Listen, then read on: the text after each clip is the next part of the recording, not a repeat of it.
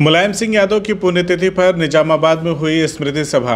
आजमगढ़ के निजामाबाद में 10 अक्टूबर को मुलायम सिंह यादव की प्रथम पुण्यतिथि पर किसान नेता राजू यादव द्वारा आयोजित फातिमा शेख, मान्यवर कांसीराम, मुलायम सिंह यादव, डॉक्टर राम मनोहर लोहिया स्मृति सभा आजमगढ़ के निजामाबाद में आयोजित की गई, जिसमें देश भर के बहुजनवादी, समाजवादी, गांधीवादी नेताओं और बुद्धिजीवियों का जमावड़ा हुआ। सभी ने एक के स्वर में कहा कि राहुल कैफी हरियौत की धरती पर एक बार फिर से मुलायम कांसीराम की विरासत सांप्रदायिकता को ध्वस्त करके संविधान और लोकतंत्र स्थापित करेगी। स्मृति सभा की शुरुआत फातिमा शेख, मान्यवर कांसीराम, डॉक्टर राम मनोहर लोहिया, मुलायम सिंह यादव को श्रद्धा सुमन अर्पित करके हुई। स्मृति सभा में खिरियाबाग और अंडिकाबाग की महिलाओं ने बड़ी संख्या में भागीदारी की। वहीं नर्मदा बचाओ आंदोलन की नेता मेधा पाटेकर ने कहा कि जो आज सत्ताधीश हैं उसका सब वादा झूठा निकला। कांसीराम को याद करते हुए उन्होंने कहा कि उनकी कुल ताकत सत्य की है। हम सबको भी सत्य और अहिंसा का मार्ग ही सांप्रदायिकता से मुक्ति दिलाएगा। संविधान ही हमारी मूल धरोहर है। मध्य प्रदेश से आए किसान नेता पूर्व विधायक डॉक्टर सुनीलम ने कहा कि डॉक्टर अंबेडकर और लोहिया दोनों जाति तोड़ने के सवाल पर एक मत थे। हमें भी जाति विहीन समाज की स्थापना के लिए आगे आना चाहिए। मुलायम सिंह यादव और कांसीराम की एकता ही सामाजिक न्याय दिला सकती है। वहीं इटावा से आए पूर्व महाधिवक्ता लखनऊ एडवोकेट राज बहादुर यादव ने कांसीराम और मुलायम सिंह के संबंधों को याद करते हुए कहा कि कांसीराम अपनी सभा में कहा करते थे कि संघी ताकतें मुलायम सिंह को अपने मार्ग का पत्थर बताती हैं और मैं मुलायम सिंह यादव को पत्थर नहीं पहाड़ बनाना चाहता हूं, जिससे टकराकर ऐसी ताकतें चूर चूर हो जाएं।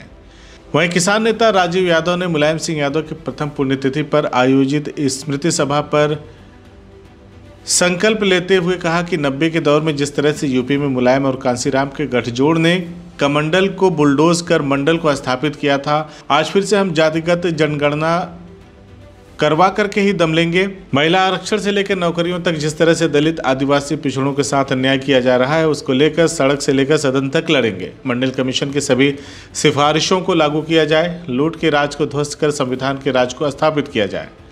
वहीं यादव सेना के राष्ट्रीय अध्यक्ष शिव कुमार यादव ने कहा कि जाति देखकर बुलडोजर चलाया जा रहा है। दलित पिछड़ों का दमन नहीं सहा जाएगा। योगी का बुलडोजर उनके सजाती गुंडों, अपराधियों के खिलाफ क्यों नहीं चलता। वहीं सुल्तानपुर से आए कुलदीप यादव ने कहा कि महिला आरक्षण नहीं, सवर्ण महिला आरक्षण है। बहुजन नेता डॉक्टर आरपी गौतम ने सभा को संबोधित करते हुए कहा कि आज के 3 दशक पूर्व कांसीराम, मुलायम सिंह यादव ने सांप्रदायिक ताकतों को रोककर उत्तर प्रदेश में समता स्थापित किया था। आज कांसीराम और मुलायम सिंह की विरासत को आगे बढ़ाते हुए राजू यादव ने आजमगढ़ की ज़मीन पर एक अनोखा प्रयास किया है। राजू यादव के शब्दों में मैं ये कहना चाहता हूँ कि कांसीराम तुम मत घबराना, तेरे पीछे नया ज़माना। वहीं राष्ट्रीय बांस शिल्पी महासंघ के राष्ट्रीय अध्यक्ष व पूर्व लोकसभा प्रत्याशी मोहन लालगंज के संतोष कुमार धरकार ने सभा को संबोधित करते हुए कहा कि कांसीराम और फातिमा शेख व पूर्व रक्षा मंत्री मुलायम सिंह यादव की पुण्यतिथि पर 90 के दशक के बाद किसान नेता राजीव यादव ने फिर से बहुजन आंदोलन और ओबीसी को लेकर जो धार दिया है वो प्रशंसनीय है। इस मंच के माध्यम से कहना चाहता हूं कि आज पूर्वांचल की धरती आजमगढ़ से फिर आगाज़ किया गया है। आज़ादी के बाद से जो समाज वंचित रह गया है, हेला, धरकार, बांसफोर, जिनकी पूर्वांचल में संख्या ज़्यादा है, इनके पूर्वज बाँस से बने सामान को बेचकर अपनी जीविका चलाते थे। आज ये जातियाँ शून्य हैं। सामाजिक, आर्थिक और राजनीतिक क्षेत्र में उनकी भागीदारी भी सुनिश्चित होनी चाहिए। आज हम लोग यहाँ एक राजघाट से राजघाट तक की यात्रा के बीच आए हैं।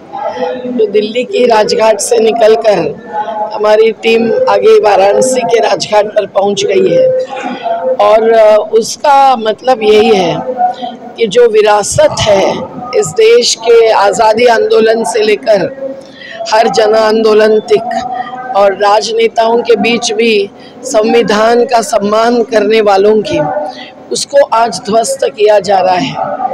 और उसमें महात्मा गांधी जी के गांधी विद्या संस्थान के साथ जो व्यवहार हुआ है, बुलडोज़र ही कोई कोर्ट बनाकर, वो आज जगह जगह पर हो रहा है।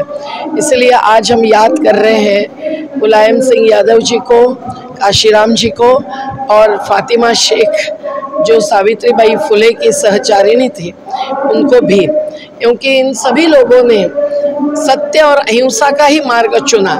आज असत्य और हिंसा का मार्ग राजनेता जब चुन रहे हैं तो हम लोगों को गांधी, अंबेडकर, फुले, शाहू महाराज से लेकर इन सब लोगों को भी याद करना ज़रूरी लगता है।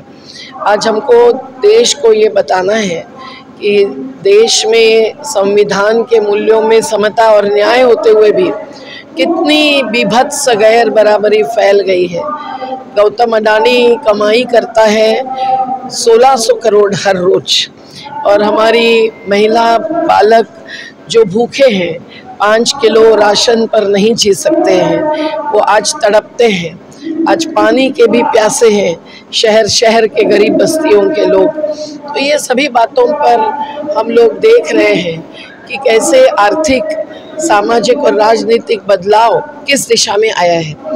आप मुलायम सिंह यादव जी का किसानों के प्रति जो योगदान था उसको याद करेंगे तो उन्होंने बहुत सारी बातें स्पष्ट रूप से की। राम नरेश यादव जी ने राजस्व संहिता बनाई थी, उसको मुलायम सिंह जी ने अमल में आने के लिए एक प्रकार का आग्रह रखा, और उन्होंने कर्ज माफी से लेकर किसानों को ही स्थान और सम्मान देने का काम किया।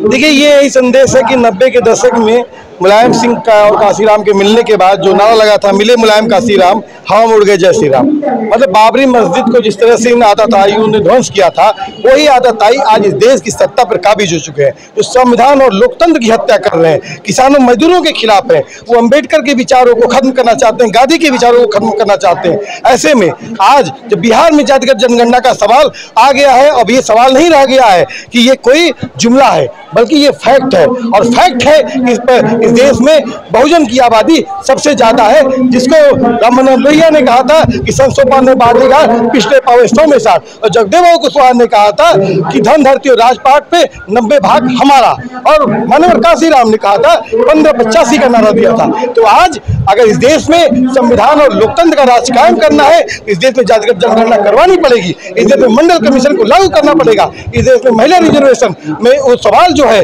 कि वंचित समाज के तबके को, चाहे आदिवासी है, चाहे दलित है, चाहे ओबीसी है, उनको अधिकारों को देना है। आज ये इसमें सभा में संकल्प लिया जाएगा कि हम जातिगत जनगणना के सवाल को, मंडल कमीशन को हर कीमत पर, चाहे उसके लिए सड़क से लेकर सदन तक लड़ना पड़ेगा, हम लड़ेंगे और इसको लागू करवाएंगे, क्योंकि तभी इस देश में संविधान और लोकतंत्र बच सकता है। जैसा कि मुलायम सिंह की एक अलग पार्टी है, समाजवादी पार्टी, काशीराम की पार्टी थी, बसपा पार्टी, जिस तरह उत्तर प्रदेश में जातिगत लड़ाइयाँ चल रही है, और आप दोनों लोगों का आप बैनर और झंडा लगा कर चल रहे हैं, उससे क्या लाभ आपको होने? देखिए, लाभ इस देश में सबसे बड़ा सवाल है कि देश में लोकतंत्र रहेगा कि नहीं, संविधान रहेगा कि नहीं। आप पत्रकार हैं, अभी पत्रकारों के घर पे छापे मारा जा रहा है, नेताओं के घर पे ईडी के छापे मारे जा रहे हैं, यूएपीए में डाला जा रहा है। मैं किसान नेता हूं, मुझे एसटीएफ ने उठा लिया था बनारस से, मेरे पे तमाम दर्जनों मुकदमे खिरियाबाग में हमारी माताएं बहनें आई, उनके ऊपर लादा गया है। लाभ इस देश का है कि अगर इस देश में ये लड़ाई मजबूत होती है,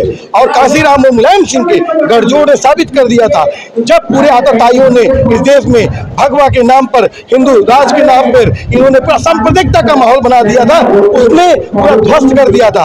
और फिर से दलितों बहुजनों की एकजुटता इस देश में नए जो बहुजनों के राज को कायम करेगी, यही इस कार्यक्रम का संदेश है। CIB इंडिया न्यूज की सभी खबरों को देखने के लिए लाल रंग की बटन को दबाकर चैनल को सब्सक्राइब जरूर करें, घंटी जरूर दबाएं ताकि हमारी सभी खबरों के नोटिफिकेशन आप तक पहुंचते रहें।